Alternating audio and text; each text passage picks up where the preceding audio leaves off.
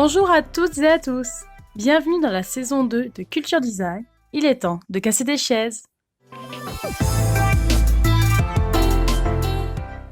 J'espère que vous avez passé un très bel été, que vous avez pu prendre soin de vous et que vous êtes prêts ou prêtes pour cette nouvelle rentrée. Dans la saison 1, nous avons discuté de la genèse de ce projet, puis je vous ai expliqué ce qu'était le design, le rôle du designer, puis on a fait un tour dans l'histoire. Ensuite, nous avons abordé des notions telles que l'interaction, la différence entre l'UX et l'UI, le design émotionnel, etc. Et aussi, je vous ai partagé mes rencontres avec 2 designers au Canada. Pour cette saison 2, nous allons commencer avec la notion d'innovation. Qu'est-ce que l'innovation? Le terme innovation est apparu au XVIe siècle, emprunté au latin innovare, qui signifie renouveler. Ce terme fut tout d'abord utilisé par les juristes dans le sens d'ajouter une clause dans un contrat déjà établi. Puis ensuite, c'était pour signifier le fait d'introduire une nouveauté dans quelque chose de préexistant afin de la rendre pérenne. Le philosophe Francis Bacon est le premier à user du mot innovation en rapport avec les sciences et techniques. Dans son essai de morale et de politique, publié en 1625, il démontrait la nécessité d'innover. Il explique que chaque médicament est une innovation, et celui qui ne s'applique pas de nouveaux remèdes doit s'attendre à de nouveaux maux. Car le temps est le plus grand corrupteur, et s'il change les choses pour le pire, et que la sagesse et le conseil ne les modifient pas pour le meilleur, quelle sera la fin? Pour Joseph Schumpeter, économiste du XXe siècle, la condition du progrès technique, économique et social est permise par le système capitaliste. Le système capitaliste donne à l'innovation le rôle de source de croissance à long terme. De ce fait, maintenir une capacité créative dans une entreprise, c'est être capable de renouvellement au niveau de ses produits, services et méthodes. Cet ensemble est la fonction capitale pour la pérennité de l'entreprise. Ainsi, l'innovation devient un système économique grâce à l'exploitation industrielle des inventions. Christensen, disciple de Schumpeter, note 2 formes d'innovation: l'innovation continue et l'innovation de rupture. La première permet l'amélioration d'un produit ou service existant, tout en respectant la trajectoire de la performance présente. La seconde modifie ce système. De nouvelles dimensions et de nouveaux critères de performance pénètrent et créent ainsi de nouvelles catégories de produits ou services. En résumé, l'innovation, c'est le progrès, une marche en avant, mais surtout, cela nous démontre qu'il faut innover pour survivre. Le temps est l'élément qui fait que la recherche d'innovation est une nécessité. Cependant, l'innovation présentant toujours le risque d'aggraver les maux, de ce fait, Bacon recommandait d'avancer prudemment. Et si l'on remonte aux origines même de l'innovation, il y a tout d'abord l'invention. L'invention, c'est l'idée. L'innovation, c'est la réalité économique, c'est-à-dire le succès de cette idée, dès lors que les gens achètent votre produit ou votre service. Par exemple, la roue est une invention. Son innovation fut d'être utilisée au niveau des charrues, puis en tracteur, et ainsi d'améliorer le rendement économique de l'agriculture. Elle fut aussi utilisée dans le système des moulins, des voitures, et aujourd'hui, on la retrouve aussi sous nos chaises de bureau. De ce fait, quel est le rapport entre design et innovation? Le design permet de favoriser l'intégration et l'acceptation de l'innovation.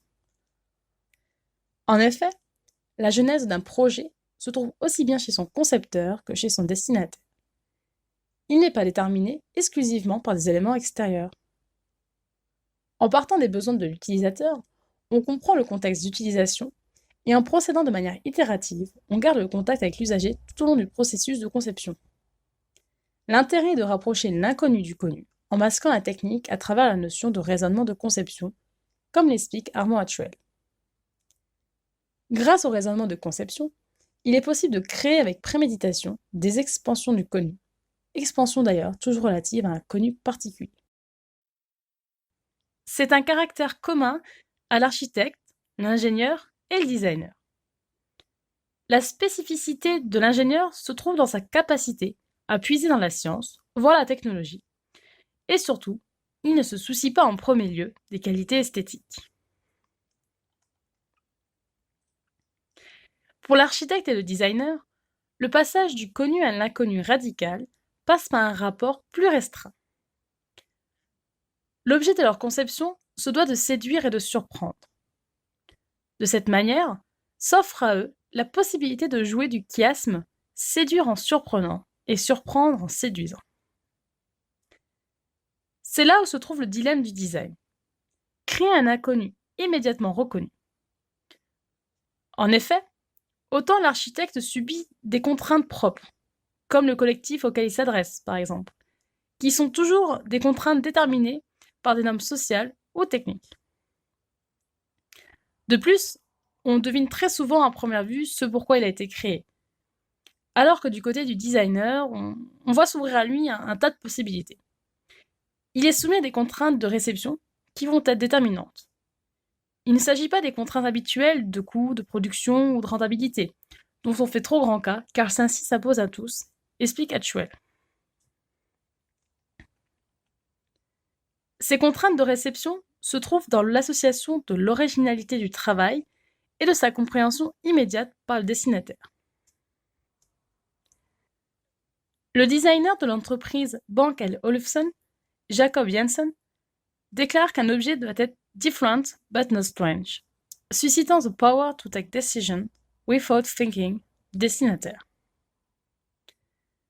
Ainsi, l'activité du designer est de concevoir des solutions tournées vers les utilisateurs. Ces conceptions relèvent du produit, du service et de l'expérience, répondant à leurs besoins, pour qu'ils facilitent leur vie, voire même la réenchantent, comme l'explique Stéphane Vial. En d'autres termes, le designer s'intéresse à l'usage.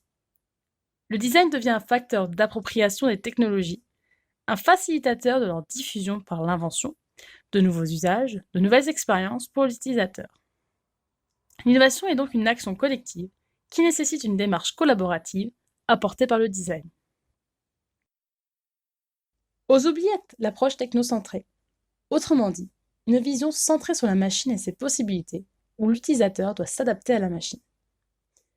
Aujourd'hui, il est nécessaire de replacer l'humain au cœur du processus d'innovation, c'est-à-dire avoir une approche anthropocentrée, qui a la caractéristique de partir de l'humain pour répondre à des besoins humains. Il faut désormais se centrer sur l'homme et ses besoins, et faire en sorte que la machine s'adapte à l'utilisateur. Auparavant, pour être utilisable, un produit devait être conçu avec précision. Il devait être conforme aux connaissances scientifiques. En d'autres termes, cela signifie que l'idéal du concepteur était pragmatique et que l'on ne s'intéressait qu'à la fonction. L'industrialisation a apporté de nombreuses évolutions technologiques. Dès les années 60, Hannah Arendt, dans son ouvrage Conditions de l'homme moderne, explique qu'il est nécessaire de s'interroger sur l'usage en lien avec la machine. La machine n'est pas dangereuse en tant que telle, mais son utilisation a été réglée en tenant compte de la portée existentielle de la relation que l'homme noue avec les objets de sa fabrication. Tim Brown appuie cette pensée dans la préface de son livre L'esprit design, que la technologie a permis de sortir de la pauvreté des millions de gens et d'améliorer le niveau de vie d'une partie considérable de l'humanité. Mais nous prenons conscience que cette approche technocentrée atteint ses limites et nous en payons désormais les retombées néfastes. La conception de la productivité a transformé les modes de vie d'une partie considérable de l'humanité, de notre travail et de nos loisirs. Aujourd'hui, il nous est plus que nécessaire d'avoir une réflexion approfondie de l'innovation sur son rapport avec l'homme et la technologie. Le climat de notre planète a changé. La culture de la consommation à outrance amène un gaspillage considérable. L'industrialisation de l'agriculture nous a rendus vulnérables aux catastrophes naturelles ou provoquées par l'homme. Or, la biologie, la chimie et la physique ont fusionné pour donner la biotechnologie et les nanotechnologies, qui nous promettent des médicaments et des matériaux miracles. Pourtant, ces évolutions spectaculaires ne nous seront pas d'un grand secours contre les dangers qui nous menacent. Auparavant, le design représentait la symbiose entre les arts et l'industrie, selon la théorie de Henry Cole. Mais toujours comme l'écrit Tim Brown, le designer est bien plus qu'un simple maillon dans la chaîne qui relie le service d'ingénierie du client au département marketing. Les entreprises se positionnent sur des marchés existants pour innover, car la virtuosité technique ne constitue pas la condition sine qua non du succès. L'innovation est l'affaire de tous, à tous les niveaux, à tel point que l'on subit une sorte d'injonction à innover. Si l'on regarde en effet l'innovation sous un angle purement commercial, elle semble spontanément détachée de toute préoccupation, ayant de près ou de loin un rapport avec les questions de sagesse, pense Xavier Pavie, philosophe. Ainsi, l'innovation centrée utilisateur est un atout à privilégier, car cela leur permettrait d'exploiter des atouts qu'elles possèdent déjà. Une large base de clientèle, des marques reconnues et fiables, un service client et des systèmes de support éprouvés, un réseau de distributeurs et de fournisseurs solidement établi. L'innovation connaît de grands bouleversements, dans lesquels toutes les typologies s'entremêlent. Technologique face au non technologique, l'imbrication produit, service, procédé incrémental versus radical. Dès lors, ce changement ne sera possible qu'avec une réflexion qui interviendra nécessairement sur la revalorisation des capacités humaines. Le design libère l'être humain. La transmutation du monde ne sera possible qu'à partir de la reconnaissance des valeurs humaines intrinsèques. La voie aujourd'hui, c'est l'exploration, l'adaptation et l'expérience. Redonner foi en l'humain, voilà se trouve le véritable avantage compétitif de nos sociétés. Merci de m'avoir écouté. On se retrouve la semaine prochaine pour un nouvel épisode. Vous retrouverez toutes les sources concernant le podcast sur mon site internet massomarion.wixsite.com/website dans la rubrique blog puis podcast. Vous pouvez vous abonner à ce podcast sur de nombreuses plateformes telles que Deezer, Spotify, iTunes Podcast, YouTube ou encore Podcast Addict. N'hésitez pas à le partager avec votre entourage, à faire un don sur ma cagnotte Tipeee ou à me laisser votre avis. Je me ferai un plaisir de le lire lors d'un prochain épisode. À la semaine prochaine!